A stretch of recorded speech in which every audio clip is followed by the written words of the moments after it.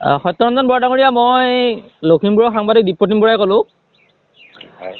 হয়, কালি যিটো ঘটনা হৈছিলে, খ্ৰীষ্টান মিছনাৰীৰ এগৰাকী যুৱকে আপোনাক আৰু কুটুম্ব সুৰক্ষা পৰিষদৰ সহকাৰী সাধাৰণ সম্পাদক তথা লখিমপুৰৰ যুৱক দীপাংকৰ নাথক এক প্ৰকাৰৰ হত্যাৰ ভাবুকি দিছে।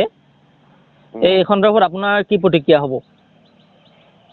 আমি এতিয়া পুলিচৰ ওচৰলৈ যাম, আৰক্ষীক সহায় ল'ম। হয়, সেইটো প্ৰথম কথা।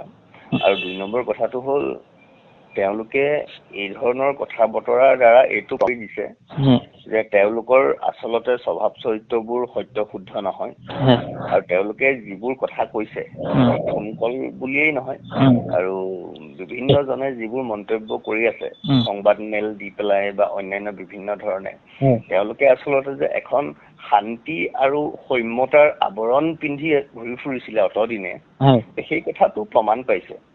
আৰু তেওঁলোকে যে নিজকে খুব বেছি লিবাৰেল বা প্ৰগতিশীল বুলি দেখুৱাবলৈ যিটো ধং ধৰিছে, সেইবোৰ যে আচলতে একোটা মানে সুবিধাবাদৰ মুখা, এই কথাবোৰ স্পষ্ট হৈ পৰিছে তেওঁলোকৰ শেহতীয়া আচৰণ। আমি আচলতে আচৰিত হৈছো, আমি ভবাই নাছিলো। দেখি অতদিনে ভাবি আছিলো মুছলমান সমাজখনহে ইমান উগ্ৰ, মানে আপুনি শিলগুটি এটা মাৰি দিলে সিহঁতে 10টা শিলগুটি মাৰিবলৈ যিটো চেষ্টা কৰে বা যিটো কৰে আচলতে, আমি সেইখন মুছলমান সমাজো তেনেকুৱা বুলি ভাবিছিলো। কিন্তু আচলতে এতিয়া অনুভৱ হৈছে যে মূল কিতাপৰ যিটো প্ৰসংগ আছে, প্ৰথম কিতাপ আসমানী কিতাপ বুলি কওঁতে প্ৰথমটো তাৰ পৰাই আহিছে, আমি তালৈ যাব খোজা নাছিলো কথাটো।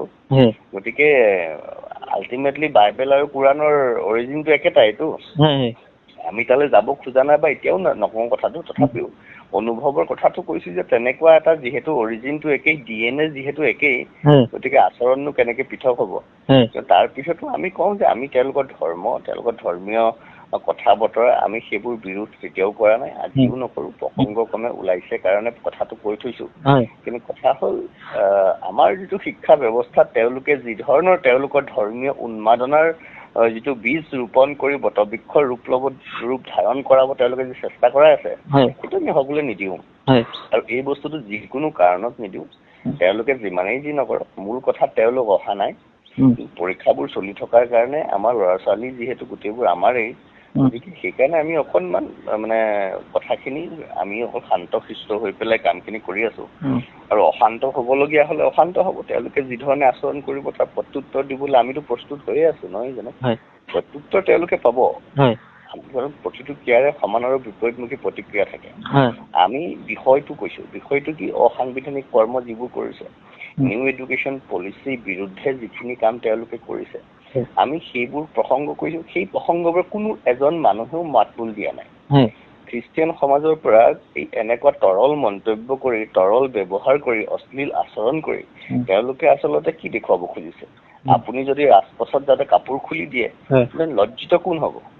দেখি থকা মানুহবোৰ লজ্জিত নহয়তো।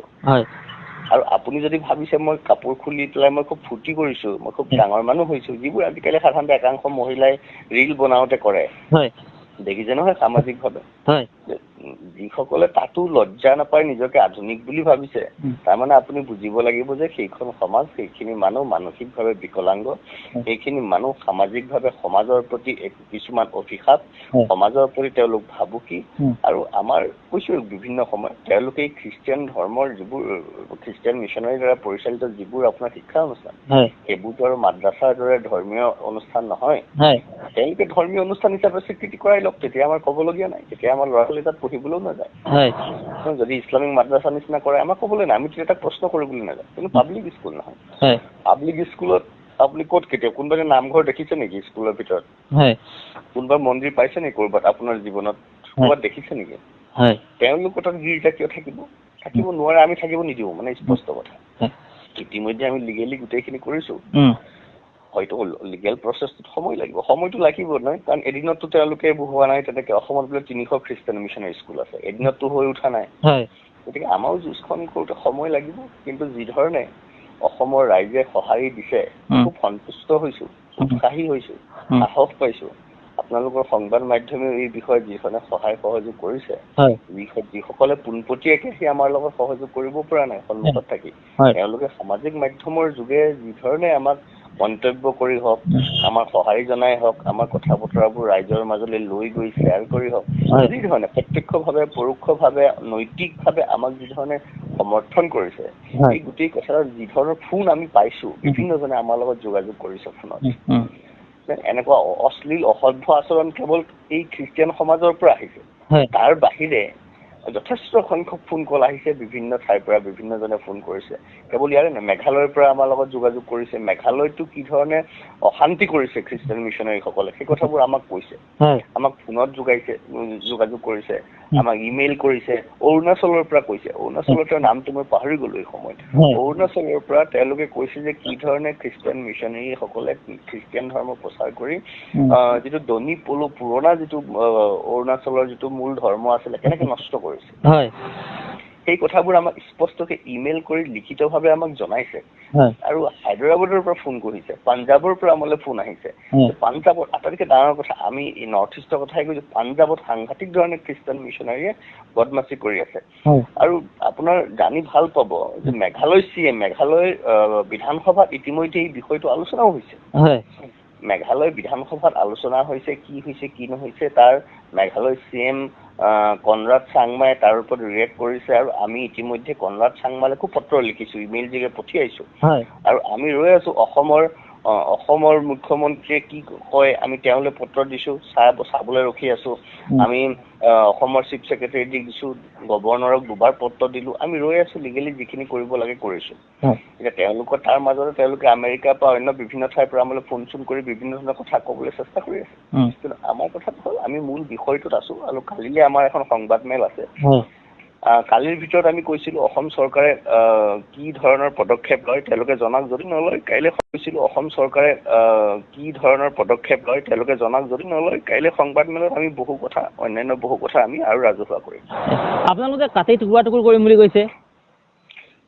আচৰিত পাইছো সেই কথাটো। চাওক, তেওঁ যিখিনি বক্তব্য কৰিছে যে অসমত হেনো অসমীয়াক থাকিবলৈ নিদিয়ে, অসমতে অসমীয়া কাটি টুকুৰা কৰিব, তাৰমানে আমি অসমত কাক লৈ অসমীয়া কথা কৈ আছো? আকৌ অসমীয়া গৰু খাই বুলি কৈছে।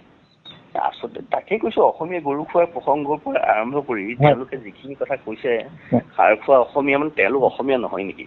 আমি যিটো কৈছো যে অসমীয়া মানে আমি খিনিয়ে থাকিলোগে নেকি? তাৰমানে অসমত থকা খ্ৰীষ্টিয়ান, অসমত থকা মুছলমান খিনি অসমীয়া নহয় নেকি? তাৰমানে প্ৰসংগবোৰ তেনেকুৱা, অসমৰ পৰাই অসমক খেদি দিব। তাৰ মানে তেওঁলোক কি হ'ল, এই বিদেশী ধৰ্মবোৰে আহি, বিদেশী চিন্তাবোৰে আহি আমাৰ সমাজখন কেনেকে নষ্ট কৰিছে, কি ধৰণে আমাক শেষ কৰিব খুজিছে, আমি এতিয়াও বুজিয়ে পোৱা নাই নেকি?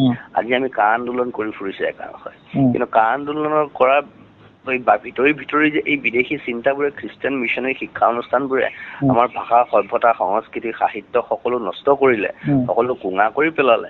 অসমৰ ল'ৰাইটো বাদেই দিয়ক, তেওঁলোকৰ স্কুলত থকা শিক্ষকেই নাজানে শংকৰদেৱ কোন, ভূপেন হাজৰিকা কোন, লক্ষ্মীনাথ বেজবৰুৱা কোন, লাচিত বৰফুকন কোন, নৰনাৰায়ণ কি, new education policy knowledge of India বুলি কৈছে। তেওঁলোকে এইবোৰ গমেই নাপায়, what is knowledge of India.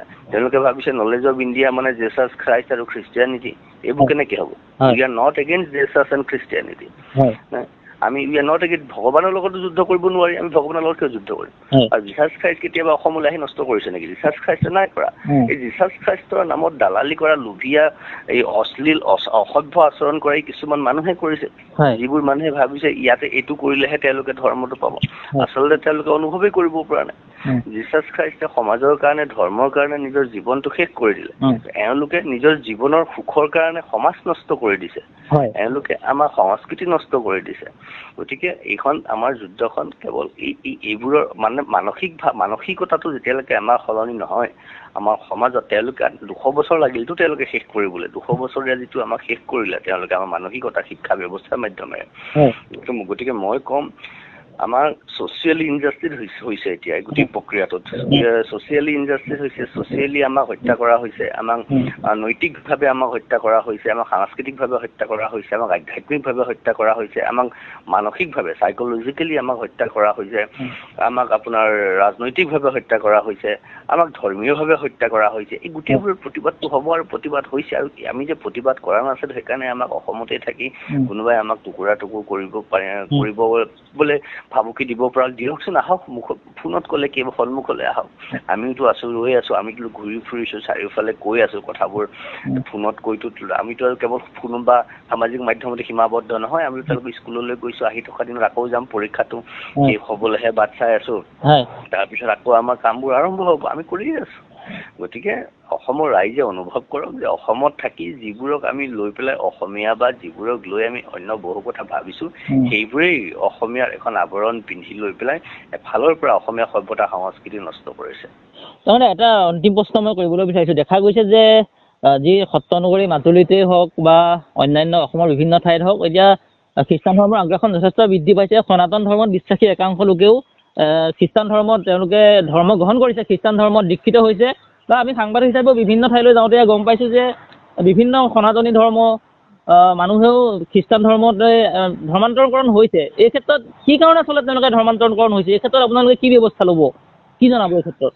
নাই চাওক, প্ৰথম কথা হ'ল বিভিন্ন উদাহৰণ আছে আমাৰ হাতত, বিভিন্নজনে কৈছে তেওঁলোকে ধন টকা পইচা দি দুখীয়াবোৰক ঘৰ বাৰী দি এইবোৰ কৰিছে, আৰু যিবোৰ ডাঙৰ ডাঙৰ মানুহ বা ধনী মানুহ, যিবোৰ প্ৰগতিশীল মানুহ বুলি আমি যাক ভাবো, শিক্ষা থকা মানুহ বুলি আমি যিসকলক বিশ্বাস কৰো, তেওঁলোকে লোভত গৈছে। এই ইয়াতে হাজোত এটা পৰিয়াল আহিছিলে, নাগালেণ্ডৰ গিৰিয়েক ঘৈণীয়েক এহাল আহিছিলে, তেওঁলোকে চব টকা পইচা দি NGO কৰিম বুলি কৈ নাগালেণ্ডৰ পৰা আহিছিলে, ডিমাপুৰৰ মানুহ, হাজোত আছিলে, কিন্তু তেওঁলোকে লাহে লাহে লাহে লাহে নিজৰ ঘৰৰ দুখীয়া NGO কৰাৰ নামেৰে তেওঁলোকে এফালৰ পৰা মানুহবোৰ কৰিব লৈছিলে ধৰ্মান্তৰ, ৰাইজে বুজি পাই খেদিলে পিছত। এনেকুৱা এটা প্ৰক্ৰিয়া। তেনেকে আমাৰ এই কোনোবা আছে নহয়, ৰঞ্জন চেতিয়া নে চুতীয়া কিবা এটা হেৰিয়াত আছে, মৰাণৰ পৰা মাজতে অভদ্ৰামী কৰিবলৈ আৰম্ভ কৰিছিলে। এই সময়ত সেই মানুহবোৰ, এইবোৰ মানুহ হ'ল লোভত বিক্ৰী যোৱা মানুহ, এইবোৰ মানুহ নিজস্ব সত্তাহীন। সেইকাৰণে চাবচোন কিবা শৰ্মা, কিবা বৰঠাকুৰ, বৰকাকতি, শইকীয়া, এইবোৰ তেওঁলোকে নামটো সলাব খোজা নাই, কাৰণ এইবোৰ হৈছে আৱৰণ পিন্ধি থকা, এইবোৰ ছদ্মবেশী, এইবোৰ অসুৰ, শূৰ্পনখা টাইপ, এইবোৰ একোটা স্বপ্ন, মানে যিবোৰ আপোনাৰ শূৰ্পনখা আৰু কি আছিলে, পুতনা টাইপ, এইবোৰ এটা খুব ধুনীয়া ৰূপ এটা লৈ থাকে, কিন্তু ভিতৰি ভিতৰি এইবোৰ অসুৰ আসুৰিক প্ৰবৃত্তি আছে, সেইকাৰণে তেওঁলোকে নিজৰ নামটো সলাব পৰা নাই। আৰু এইবোৰেই আচলতে বুজা যায় যে তেওঁলোকে এটা ষড়যন্ত্ৰ প্ৰক্ৰিয়াৰ মাজেৰে কৰিছে। আমি যিমানখিনি পাৰো, আমিনো কি কৰিম, আমি ৰাইজৰ কথাখিনি ক'ব পাৰিম, ৰাইজে কথাবোৰ অনুভৱ কৰিব লাগিব। ধৰ্মীয় বিষয়টো, জাতীয় বিষয়টো, সমাজৰ বিষয়টো প্ৰত্যেক ব্যক্তিৰ নিজস্ব বিষয়, প্ৰত্যেক ব্যক্তিয়ে নিজেই অনুভৱ কৰিব পাৰিব লাগিব। মুখৰ কথাৰে দেশ নচলে, মুখৰ কথাৰে ধৰ্ম নচলে, মুখৰ কথাৰে জাতি ৰক্ষা নহয়। আমি ক'ব পাৰো, 2-4জন মানুহে কৈ দিয়াৰ পিছত সমাজৰ বাকী সংখ্যক ৰাইজে তাৰ ওপৰত বিশ্লেষণ কৰিব লাগিব, তাক অনুধাৱন কৰিব পাৰিব লাগিব, অনুধাৱন কৰি আমাক শক্তি যোগাব লাগিব, আমাক সাহস দিব লাগিব। সকলোৱে অনুভৱ কৰিব লাগিব যে এইটো কৰাৰ লগে লগে মই মোৰ জাতি, মই মোৰ মাটি, মই মোৰ সভ্যতা সংস্কৃতিৰ প্ৰতি মই নিজে প্ৰতাৰণা কৰিছো, মই মাতৃ ধৰ্মৰ প্ৰতি, মই পিতৃ ধৰ্মৰ প্ৰতি মই প্ৰতাৰণা কৰিছো। ইয়াত আমি যিটো কওঁ পিতৃ ঋণ, মাতৃ ঋণ, আমাৰ গুৰু ঋণ যিবোৰ আছে, এই গোটেই ঋণবোৰ আমি পৰিশোধ কৰাৰ কথা কম, বৰঞ্চ সেইবোৰ আমি নষ্ট কৰিছো। এতিয়া ফাদাৰ বুলি কোৱাৰ লগে লগে চাব, ফাদাৰ মানে আমাৰ দেউতাক ফাদাৰ বুলি কওঁ। এতিয়া স্কুললৈ গৈ যিকোনো এজন ব্যক্তিকে যদি ফাদাৰ বুলি কওঁ, তাৰমানে সেই পিতৃৰ যিটো মাহাত্য সনাতন হিন্দু ধৰ্ম দৰ্শনত, ভাৰতীয় চিন্তাত, অসমীয়া সমাজত আছে, সেইবোৰ লাঘৱ হৈ গ'ল। মানে এনেকুৱা হৈ গ'লে যিকোনো এজন ব্যক্তিয়ে পিতৃ হ'ব পাৰে। সেইকাৰণে আজিকালি মানুহে পৰিয়ালৰ সম্পৰ্কবোৰ অসমত বা আমাৰ ভাৰতত নষ্ট হৈছে নেকি, আমি ভাবিব লাগিব কথাটো। কাৰণ পৰিয়ালৰ উচ্ছৃংখলতা আমি দেখিছো, পাৰিবাৰিক মূল্যহীনতা আমি দেখিছো। মাতৃ মৰি গৈছে বিচনাতে, পুত্ৰই গমেই নাপায়, ল'ৰা ছোৱালীয়ে গমেই নাপায়, বা তেনেকে পেলাই থৈ দিছে আমি দেখিছো। বৃদ্ধাশ্ৰমৰ সংখ্যা দিনক দিনে বাঢ়ি গৈছে আমি দেখিছো। কিয় হৈছে? এইকাৰণে হৈছে কাৰণ এনিৱান কেন বি এ ফাদাৰ, যিটো খ্ৰীষ্টিয়ান মিছনাৰী শিক্ষা ব্যৱস্থাৰ যিটো চিন্তা, য'ত এনিৱান কেন বি এ ফাদাৰ, তেতিয়াহ'লে তাত আমাৰ যিটো পাৰিবাৰিক, যিটো মাতৃ মৰি গৈছে বিচনাতে, পুত্ৰই গমেই নাপায়, ল'ৰা ছোৱালীয়ে গমেই নাপায়, বা তেনেকে পেলাই থৈ দিছে আমি দেখিছো। বৃদ্ধাশ্ৰমৰ সংখ্যা দিনক দিনে বাঢ়ি গৈছে আমি দেখিছো। কিয় হৈছে? এইকাৰণে হৈছে কাৰণ এনিৱান কেন বি এ ফাদাৰ, যিটো খ্ৰীষ্টিয়ান মিছনাৰী শিক্ষা ব্যৱস্থাৰ যিটো চিন্তা, য'ত এনিৱান কেন বি এ ফাদাৰ, তেতিয়াহ'লে তাত আমাৰ যিটো পাৰিবাৰিক, যিটো গাঢ়তা বা দৃঢ়তা, সেইটো নষ্ট হ'বই স্বাভাৱিকভাৱে, কাৰণ আমি সেইফালে ধাৱবান হৈছো। এই গোটেই কথাটোৰ পৰা আমি জনগণৰ মাজত, অসমৰ জনতাৰ মাজত এটা জাগৰণ আমি সৃষ্টি কৰিব খুজিছো, সচেতনতা বৃদ্ধি কৰিব খুজিছো। আমি সেইখিনি কাম আমি মানসিক বা বৌদ্ধিকভাৱে যিখিনি খাদ্য বস্তুৰ প্ৰয়োজন কিমানখিনি খাদ্য বস্তু আমি প্ৰস্তুত কৰিছো অন্বেষণ কৰি উলিয়াই আনি আমি অসমৰ ৰাইজৰ সন্মুখত তুলি ধৰিম অসমৰ ৰাইজে সেইখিনি গ্ৰহণ কৰি তাৰ পৰা যি ধৰণে আগবাঢ়িব লাগে সেই ধৰণে আগবাঢ়িব লাগিব কাৰণ এজন দুজন ব্যক্তিয়ে কেৱল চেষ্টা কৰিব পাৰে এটা সম্পূৰ্ণ সত্য শুদ্ধ আৰু মানে শৃংখলাবদ্ধ ফলাফল লাভ কৰিবলৈ হ'লে আপুনিও কাম কৰিব লাগিব সমাজৰ প্ৰত্যেক শ্ৰেণীৰ প্ৰত্যেকজন ব্যক্তি নিজে কাম কৰিব লাগিব তেতিয়াহে এটা জাতি থাকিব ইজৰাইলৰ নিচিনা ইজৰাইলৰ যিটো কথা যদি আমি কওঁ তো ইজৰাইল কেনেকে হ'ল সেইখিনি পঢ়িলে আমি বুজিব পাৰিম যে এজনে নহয় এজনে ক'ব পাৰে যে সমাজৰ সকলোৱে আজি জিচাছ খ্ৰীষ্টৰ কথাই যদি কওঁ জিচাছ খ্ৰীষ্ট অকলে একো কৰিব নোৱাৰিলে কিন্তু তেওঁৰ চিন্তাকে লৈ ভালেই হওক বেয়াকেই হওক আজি বিশ্বত খ্ৰীষ্টিয়ান ধৰ্মই এটা প্ৰভাৱ পেলাইছে যেনেকে নহওক কথাটো কৈছো গতিকে আমি অকলে একো কৰিব নোৱাৰো গতিকে সকলো লগ লাগিহে আমি ভালেই হওক বেয়াই হওক ভাল হ'বলৈও একত্ৰিত হ'ব লাগিব বেয়া হ'বলৈও একত্ৰিত হ'ব লাগিব আৰু আমি সনাতন ধৰ্মই কেতিয়াও বেয়াৰ কথা কোৱা নাই আমি জগত কল্যাণৰ কথা কৈছো আমি ব্যক্তি কথা কোৱা নাই আমি সমাজৰ কথা কৈছো আমি ধৰ্ম বুলি কওঁতে কেৱল উপাসনা পদ্ধতিৰ কথাই কোৱা নাই উপাসনা পদ্ধতি সকলোৰে বেলেগ বেলেগ কিন্তু ধৰ্ম বুলি কওঁতে মানুহৰ যি ধৰ্ম জীৱ জগতৰ যি ধৰ্ম নদীৰ গছৰ পানীৰ যি ধৰ্ম সকলো ধৰ্ম সংৰক্ষণৰ কথা কৈছো গতিকে সমাজে বুজক সমাজে অনুভৱ কৰক আমি সমাজক অনুভৱ কৰিব পৰাকে যিখিনি সমলৰ প্ৰয়োজন হ'ব সেইখিনি আমি গোটাই মেলি দিম ৰাইজৰ আগত উপস্থাপন কৰিম বাকী সিদ্ধান্ত ৰাইজে ল'ব ডাঙৰীয়া ইমান ব্যস্ততাৰ পিছতো ইমানখিনি সময় দিয়াৰ বাবে আপোনাক আন্তৰিকতাৰে ধন্যবাদ জ্ঞাপন কৰিছোঁ ঠিক আছে ধন্যবাদ থাকিলে ভালে থাকক ধন্যবাদ হয়